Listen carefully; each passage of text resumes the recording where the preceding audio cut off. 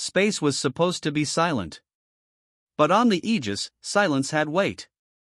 It pressed against the hull, against the hearts of everyone aboard, as though the void itself was holding its breath. Lieutenant Commander Evelyn Carter sat in the command chair of the Terran exploration cruiser, eyes locked on the holographic display shimmering before her. Beyond the glass viewport, the forbidden sector stretched into infinity, a dead region of space that the United Earth Directorate had sealed off a century ago. No travel. No scans. No explanation. Yet here they were. The Aegis was a small vessel by Directorate standards, a deep-range reconnaissance ship built for stealth and data collection. Its mission: verify a strange gravitational anomaly detected near the edge of the restricted zone. Nothing more. But what the scanners had just picked up was not an anomaly. Commander, Lieutenant Marcus Hale, her sensor officer, swallowed hard. "You're going to want to see this." Evelyn stood slowly, boots clanging against the steel deck as she stepped toward the main console. The holographic grid shifted, and there it was. A shape. A ship. Not alien. Not synthetic. Human. "Identification?" she asked. Marcus hesitated. "That's the thing. I ran a cross-reference across the entire Directorate archive. Military, civilian, even pre-contact databases." He turned, his voice trembling slightly. "There's nothing, Commander. No records. No hull class. No registry number. It's not supposed to exist." The bridge dimmed, save for the glow of the hologram. The ship hung there, old, scarred, but unmistakably Terran. Its design was archaic, something out of history books. Sharp lines. A blunt prow. Massive drive engines that looked like they were built before the energy transition era. "Distance?" Evelyn asked quietly. 32,000 clicks and closing, Marcus replied. "It's drifting. No power signatures, no beacon. Dead in the void." Visuals. The display flickered and the image stabilized. There it was, suspended in the dark, an ancient warship, its hull fractured and blackened, floating like a ghost among the stars. The nameplate was half erased, but enough letters remained to make out a haunting word. USS Vigilant. Evelyn's breath caught.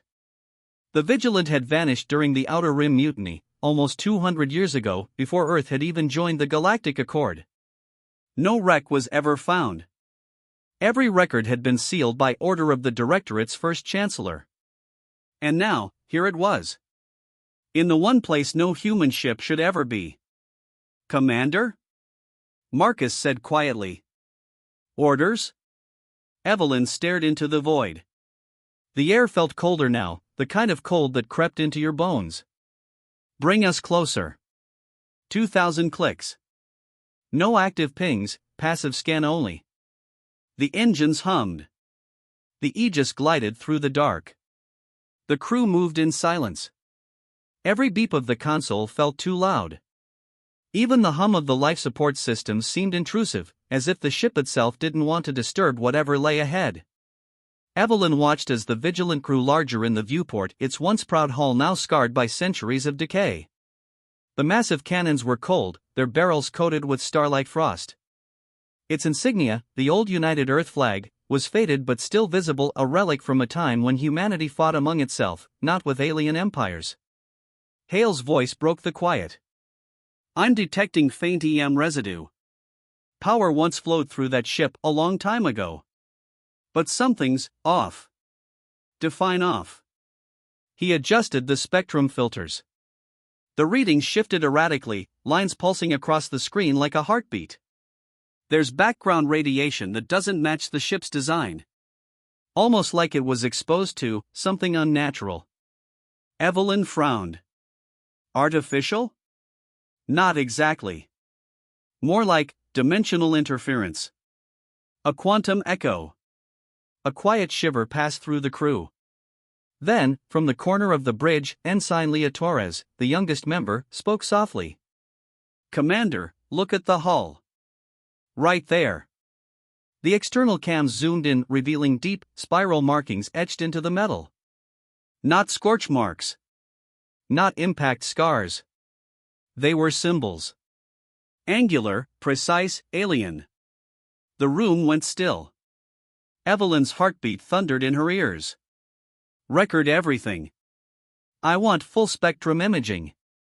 Marcus, prep a drone for external inspection. No one boards until we have a full hazard readout. But before Hale could respond, every light on the bridge flickered. A low hum echoed through the Aegis, rising in pitch until it became a sharp, electric wail.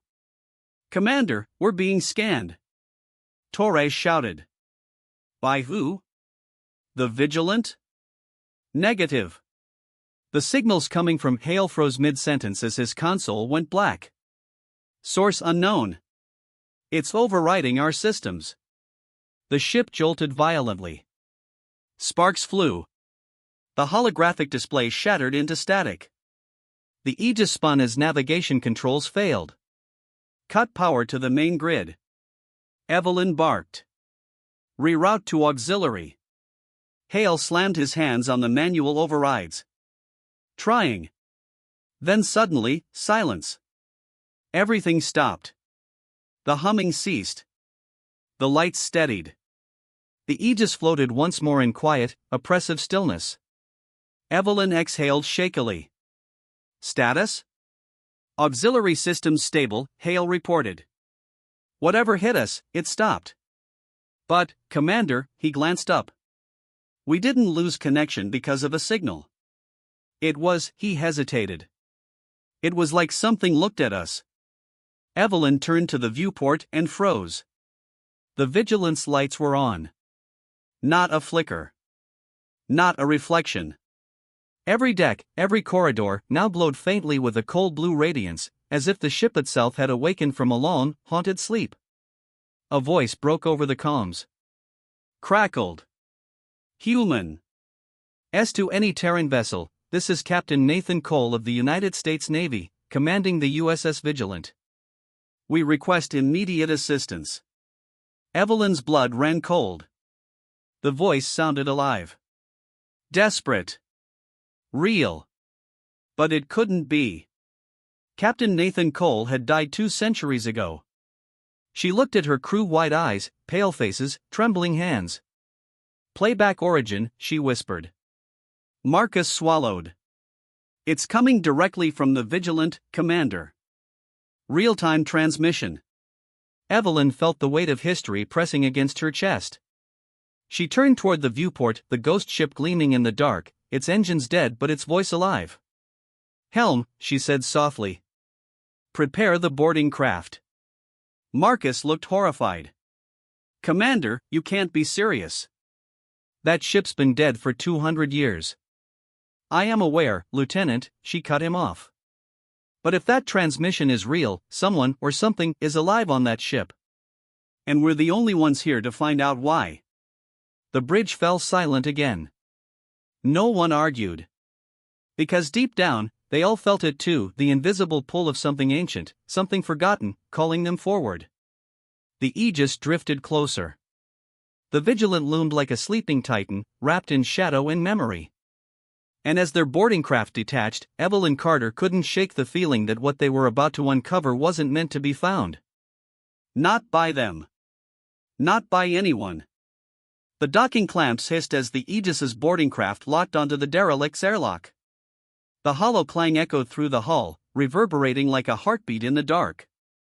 Commander Evelyn Carter stood by the hatch, helmet sealed, pulse hammering in her throat. Behind her, Lieutenant Marcus Hale, Ensign Leah Torres, and Chief Engineer Aaron Briggs checked their suits in silence. The air inside the boarding pod was heavy, not from oxygen content, but from the weight of what waited beyond that door. Suit comms check, Evelyn said, her voice steady despite the tension coiling in her gut. All green, Hale replied. Copy that, said Briggs. Torres just nodded, too tense to speak. The airlock light shifted from red to green. Opening outer hatch, Evelyn ordered. The metal iris twisted open, and beyond it lay only darkness. A tunnel of silence and dust, leading into a ship that should not exist. They stepped through. The interior of the USS Vigilant was a tomb. Every step they took echoed through the corridors, bouncing off ancient walls. Frost clung to the ceiling like cobwebs. The lights flickered faintly, powered by something unknown, a dim azure glow pulsing with unnatural rhythm. 200 years, Briggs murmured, sweeping his scanner. No life signs so far. Air's thin, but breathable. Radiation's minimal. This ship shouldn't even have power. Focus on the transmission, Evelyn replied. We need to find its origin. Hale pulled up his wrist display, the holographic interface flickering with static. Signals weak but steady. Coming from deep within the ship, Deck 6, command level. Bridge, Evelyn said. Of course. They advanced carefully, passing through broken bulkheads and shattered terminals. Some compartments looked like they'd been burned from the inside out. Others, like something had carved through the walls with surgical precision. Commander, Torres whispered, her voice quivering. Look at this. Evelyn turned and saw a body. The skeleton was still in uniform, slumped against a console. The name tag was barely legible, Lieutenant D. Harris. The bones were fused to the seat as if exposed to intense heat for only an instant. But around the remains, the metal was untouched. No scorch marks. No burn pattern. What could do that? Torres asked. Briggs frowned. Nothing I know of. Not human tech. Evelyn stared at the frozen remains. The insignia on the uniform was unmistakable, United States Navy, circa 2142. The same year the ship had vanished. She forced herself to look away. Keep moving. They reached a bulkhead marked Command Deck Access. The door was sealed tight, but the control panel flickered as if still functional. Briggs knelt and hooked up his toolset. Give me 60 seconds, he said, pulling out a plasma key. I can bypass the old security lock. Before he finished, the door slid open on its own. Everyone froze. The corridor beyond was dimly lit, but they could hear something faint, a rhythmic, mechanical breathing. It wasn't the ship's air systems. It sounded alive. Hale raised his weapon instinctively. Something's moving up there. Stay sharp, Evelyn ordered. We proceed slow. They entered the command deck. And there, sitting in the captain's chair, was a man. At least, what used to be one. He was perfectly still, hands resting on the armrests.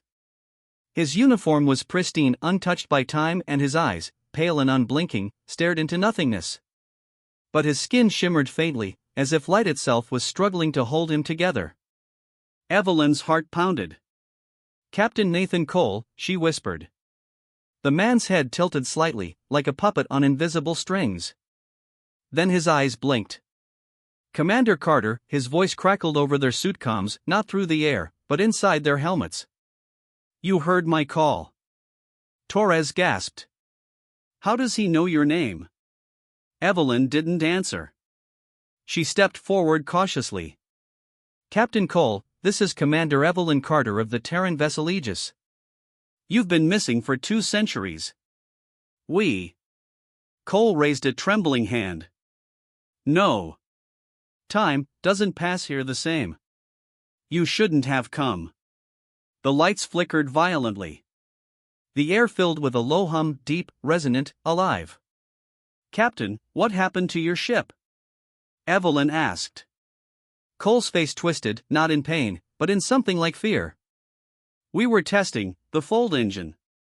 A way to slip beyond space itself. But we broke through something we shouldn't have. The Vigilant crossed the line and something crossed back.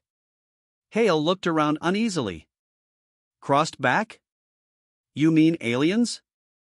Cole shook his head slowly. No. Not aliens. The void itself watched us.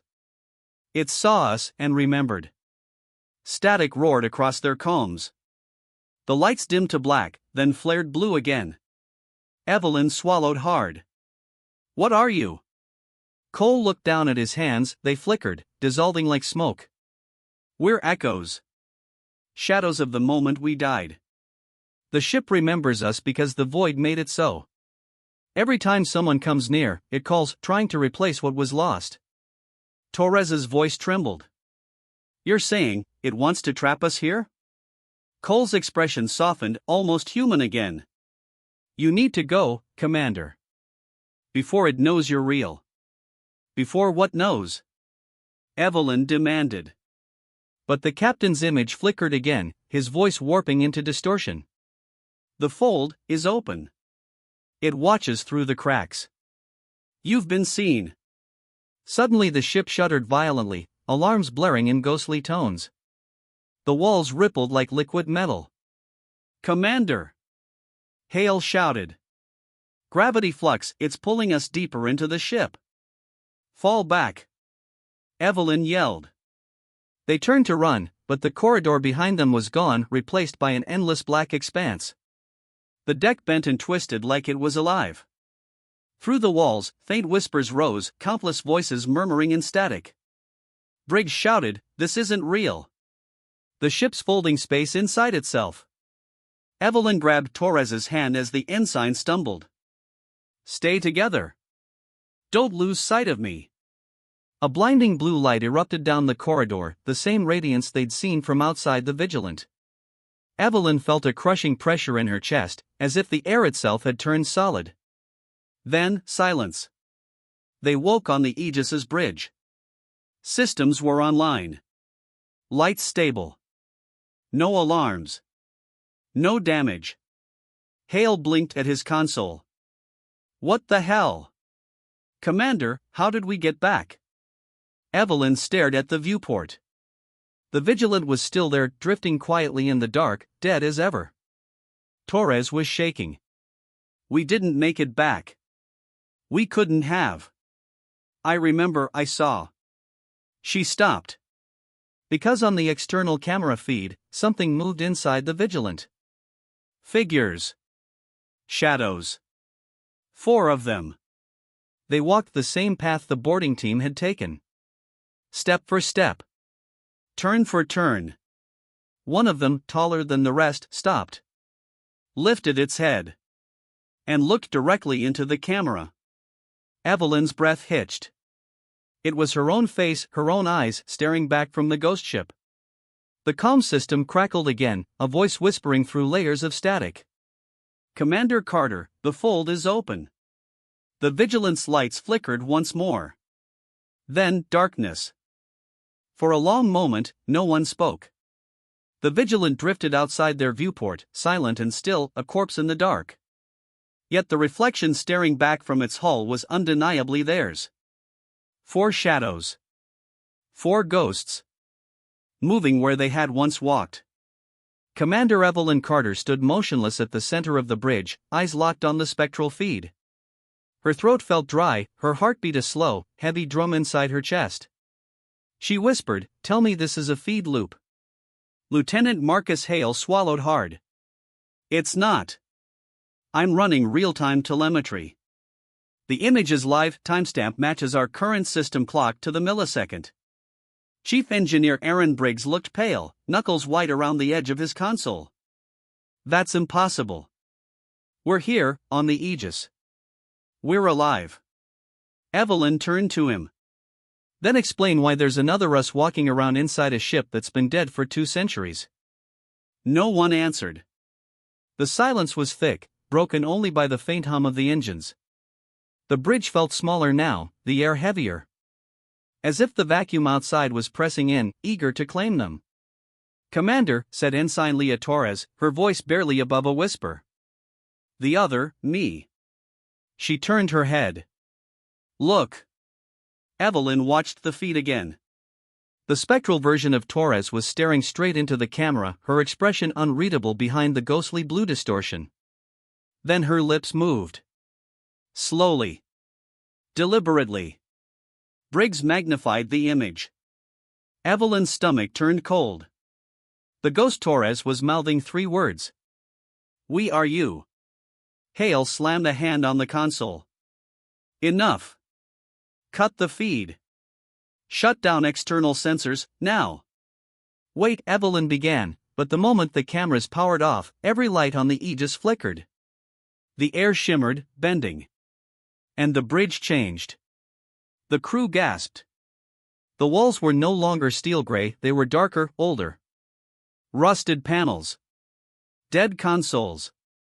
The insignia on the far wall now read USS Vigilant. They hadn't moved. The ship around them had. Torres screamed. "We're inside it." Evelyn felt her stomach twist. "No. The it's folding space again. It's pulling us into its own echo." The columns flared alive. Static, then a voice, calm, cold, and human. "Commander Carter," said Captain Nathan Cole. "You shouldn't have ignored my warning." "Cole!" Evelyn shouted. "What is this? What do you want?" "I want nothing," the voice replied. "But the void does. It's hungry for what it lost. The Vigilant was its first meal, you are its next." Briggs frantically typed at his console. "If we can reignite our drives, maybe we can tear free." But the display bled blue, symbols crawling across it like veins. "It's rewriting our systems," he yelled. "Commander," Hale said, voice tight with fear. "We're picking up gravitational stress on the hull, something's forming outside." Evelyn turned to the viewport and froze. The Vigilant wasn't there anymore. In its place hung something vast and impossible shape, like a wound in space itself. It twisted and shimmered, its edges bleeding light. Every instinct screamed that it wasn't meant to be seen. Torres whispered, "It's alive." "No," Evelyn said quietly. "It's aware." And then, from the wound, emerged the Vigilant. But not as before, its hull bent inward, reshaped into something organic, alive, and breathing. Its decks pulsed with light like veins. Through its broken windows, Evelyn saw movement, forms walking, shifting, mimicking them. The air rippled again. The deck beneath their feet cracked open with a sound like tearing metal. Blue light poured out, swallowing the floor. "Everyone, fall back," Evelyn ordered. "Move toward the rear bulkhead." They ran. The ship shuddered violently, alarms wailing in distorted tones. Evelyn grabbed Torres's arm as the younger woman stumbled. "We're not going to make it," Briggs shouted. "The fold's closing."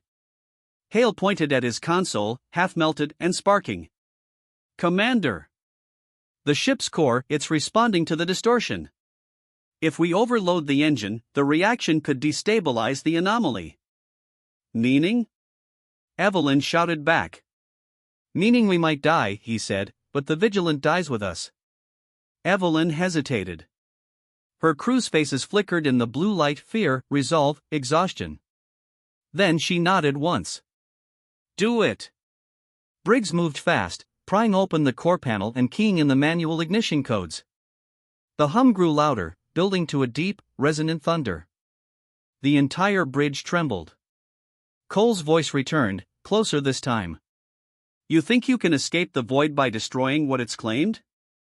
You've already been written into its memory. Then it's going to remember us fighting back," Evelyn snapped. The core reached critical. Alarms screamed.